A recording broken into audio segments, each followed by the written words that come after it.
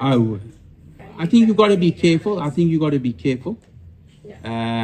In terms of how you talk to people. Different countries can have different approaches, and that's what I learned very quickly. I just was talking this morning. I can't remember if I've said this. If I repeat myself, then please forgive me.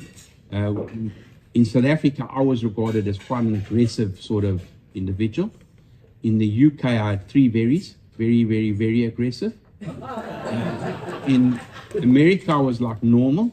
Australia, I had two varies. And in Israel, where we had a business for a number of years, I was regarded as polite.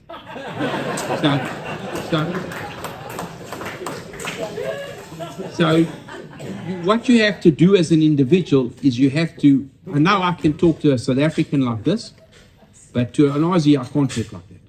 And you have to modify your approach when you're talking to people. That's where you have to have a sense of self and a sense of your environment. You can't just go in.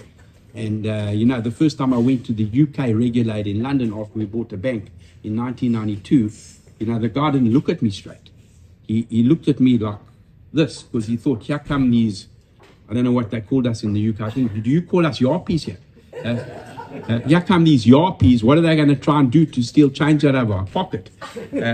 And so you had to learn to be very, very polite. And that's what you try to do. You modify your behavior to suit the environment you're in and the people that you're with. And I think we've learned a lot in South Africa since the end of apartheid in particular, where you had to learn to deal with quite different cultures coming from very, very different backgrounds. And some people you can't shout at. I know if I was Jewish, I can shout at him. If he's African, I can't shout at him because he gets very offended. So that's how. So you have to learn to understand who you're dealing with and culture. That part of culture is very important. But dignity and respect, are the keys.